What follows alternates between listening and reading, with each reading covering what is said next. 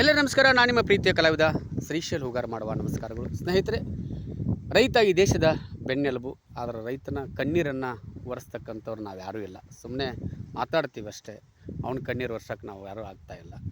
ಏನಪ್ಪ ವಿಷಯ ಅಂತ ಕೇಳಿದ್ರೆ, ರೋಣಿ ಮಳೆ ಆಯ್ತು, ಮಿರುಗಾತು, ಹೀಗಾಗಿ ಹೊಲ ರಾಬ್ ಮಾಡಿ ಇವತ್ತು ರೈತ ತೊಗರಿ ಹಾಕಿದ್ದಾನೆ, ಈರುಳ್ಳಿ ಬಿತ್ತಿದ್ದಾರೆ, ಹತ್ತಿ ಬಿತ್ತಿದ್ದಾರೆ, ಮತ್ತು ಶೇಂಗಾ ಬಿತ್ತೋರು ಶೇಂಗಾ ಬಿತ್ತಿದ್ದಾರೆ, ಸಜ್ಜಿ ಮೆಕ್ಕೆಜೋಳ ಬಿತ್ತಿದ್ದಾರೆ, ಕಬ್ಬು ಹಾಕಿದ್ದಾರೆ, ಮೆಣಸಿನ ಗಿಡ ಹಾಕಿದ್ದಾರೆ. ಅವ್ರಿಗೆ ಏನೇನು ಬೇಕು ರೈತನಿಗೆ ಅನುಕೂಲ ಆಗುವಂಥ ರೀತಿಯೊಳಗೆ ಬಿತ್ತನೆಯನ್ನು ಮಾಡಿದ್ದಾರೆ. ಸಾಕಷ್ಟು ತೊಗರಿಯನ್ನು ಕೂಡ ಬಿತ್ತಿದ್ದಾರೆ.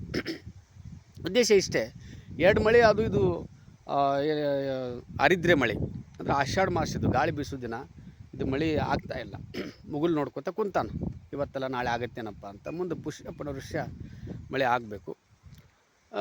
ಯಾಕೆ ನಾನು ವಿಷಯವನ್ನು ಹೇಳ್ತಾ ಇದ್ದೀನಿ ಅಂತಂದರೆ, ನೋಡಿರಿ, ನೀರಾವರಿ ಆಗಬೇಕು ಅಂಥೇಳಿ ರೈತ ಸಾಕಷ್ಟು ತನ್ನ ಹೊಲಗದ್ದೆಗಳನ್ನು ಕಳ್ಕೊಂಡಿದ್ದಾರೆ. ಮತ್ತು ನೋಡಿರಿ, ಕೃಷ್ಣಾ ಮೇಲ್ದಂಡೆ ಯೋಜನೆ ಭಾಳ ಅದ್ಭುತವಾಗಿರ್ತಕ್ಕಂಥ ಯೋಜನೆ.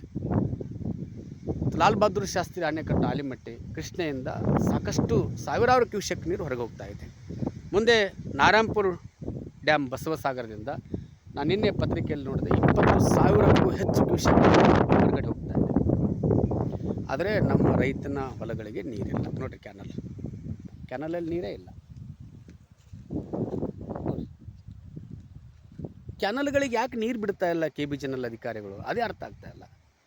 ಮಳೆ ಇಲ್ಲ, ಈಗ ರೈತ ಮುಗುಲು ನೋಡ್ತಾ ಇದ್ದಾನೆ. ಸಾವಿರಾರು ಹೆಕ್ಟರ್ ಭೂಮಿ ಬಿತ್ತನೆ ಆಗಿದೆ. ನೀವು ಕ್ಯಾನಲ್ಗಳಿಗೆ ನೀರು ಬಿಟ್ಟರೆ ರೈತ ತನ್ನ ಸುತ್ತಮುತ್ತಲ ಇರ್ತಕ್ಕಂಥ ಹೊಲಗಳಿಗೆ ಇಷ್ಟು ನೀರು ಬಿಟ್ಕೊತಾನೆ, ಪಂಪ್ ಸೆಟ್ ಮೂಲಕ, ಇನ್ನಿತರ ಮೂಲಕ. ಡಿಸ್ಟ್ರಿಬ್ಯೂಟ್ರ್ ಅಂತೂ ಆಗಿಲ್ಲ. ಅದು ಹಾಗೂ ಅದು ಮುಂದಿನ ವಿಚಾರ. ದಯವಿಟ್ಟು ಇದನ್ನು ಜನಪ್ರತಿನಿಧಿಗಳು ಆಲಿಸಬೇಕು, ಅಧಿಕಾರಿಗಳು ಇದ್ರ ಬಗ್ಗೆ ಗಮನ ಹರಿಸಬೇಕು. ನೀವೆಲ್ಲ ರೈತರ ಮಕ್ಕಳೇ ಇದ್ದೀರಿ. ರೈತ ಬೆಳೆದ್ರೆ ಈ ದೇಶಕ್ಕೆ ಅನ್ನ. ನಾವೆಲ್ಲ ಅರ್ಥ ಮಾಡ್ಕೊಳ್ಬೇಕಾಗ್ತದೆ. ರೈತ ಬೆಳೆದೇ ಇದ್ದರೆ ನಾವೆಲ್ಲ ಹೊಟ್ಟೆಗೆ ಮಣ್ಣ ತಿನ್ನಬೇಕಾಗ್ತದೆ.